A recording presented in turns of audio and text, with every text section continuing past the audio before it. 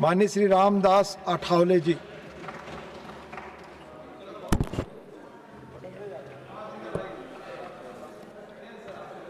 Deputy chairman sir, एक बहुत बड़े महत्वपूर्ण विषय पर, बिल पर यहाँ चर्चा हो रही है।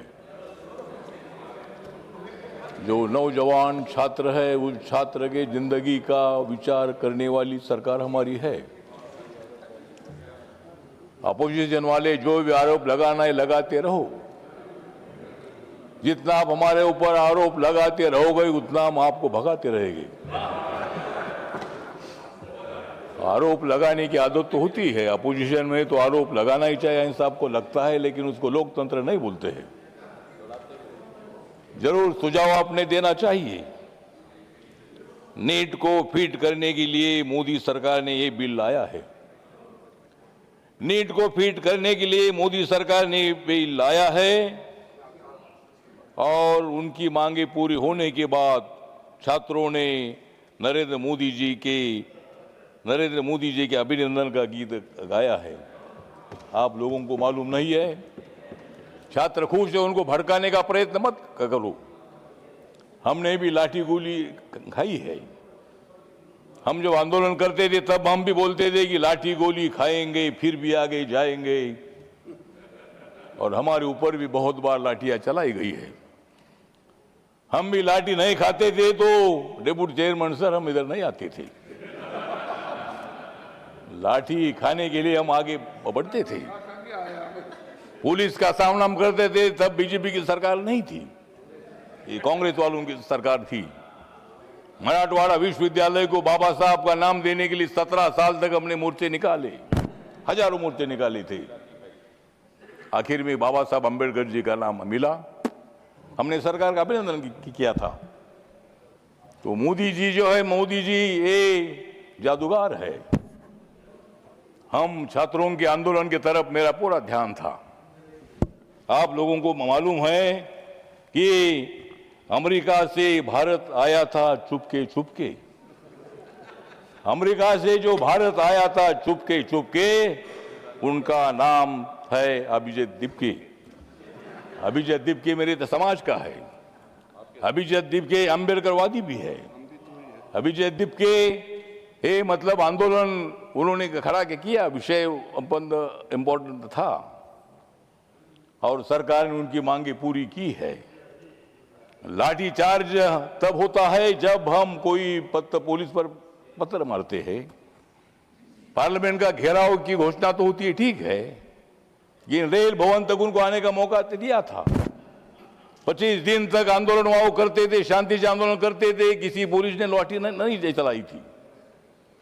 लेकिन जब मतलब यहां पार्लियामेंट की तरफ घुस कर आने का प्रयत्न हुआ तब पुलिस को लाठी चलानी पड़ी, लेकिन मैं उसका समर्थन नहीं करता हूं। जरूर इसकी इंक्वायरी भी होनी चाहिए। जितेंद्र सिंह साहब इधर है, उत्तर देने वाले हैं।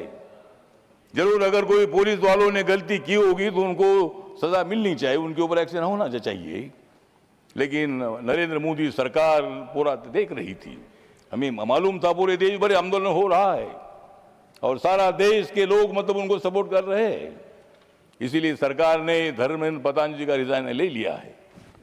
धर्मेंद्र प्रधान जी के रिजाइन की उनकी मांग थी। हमारे जेपी नड्डा साहब और जितेंद्र सिंह जी बार बार उनके साथ बात कर रहे थे। पूरा ध्यान हमारा था, लेकिन आप लोगों को भड़काने के लिए जा रहे थे। आप वहां जाकर मतलब उनको चेतावनी देने का प्रयत्न कर रहे थे, लेकिन वो छात्र जो थे उसमें कुछ छात्र घुस गए। जो हमारे अभिजीत दीपके के साथ जो छात्र थे उतना नहीं थे, और भी कोई मतलब उसमें छात्र थे। उन्होंने मतलब बैरिकेड तोड़कर इधर आने का प्रयत्न किया था, पार्लियामेंट की तरफ घुसने का प्रयत्न किया था। इसीलिए वहां जो भी हुआ नहीं होना चाहिए था। 25 दिन तक शांति से आंदोलन चल रहा था और सरकार पूरा ध्यान दे रही थी। सरकार ने पूरी मांगी उनकी मान्य कर दी है और इसलिए ये बिल जो यहाँ लाया है, इस बिल जो लाया है मतलब नीट पेपर हुआ था लीक। नीट पेपर हुआ था लीक और उस पर चर्चा करने का ये आया है हमारे ऊपर, ये चर्चा करने का ये है वीक। तो हम सब लोग मिलकर जो हमारे छात्र है, नौजवान है, उन नौजवानों के पीछे हम लोग हैं। नौजवान हमारे नहीं रहते थे तो शायद 2014 में नरेंद्र मोदी की सरकार नहीं आती थी। मैं कांग्रेस पार्टी को छोड़कर अगर मैं बीजेपी के साथ नहीं आता था तो सरकार नहीं आती थी, ऐसा नहीं है। लेकिन मैं आपके साथ आया, आपको सपोर्ट करने के लिए मैं आया था। मेरी पार्टी बाबा साहब अम्बेडकर जी की पार्टी आपका समय पूरा हो गया और इसीलिए इस बिल का समर्थन करने के लिए मैं यहाँ खड़ा हूँ।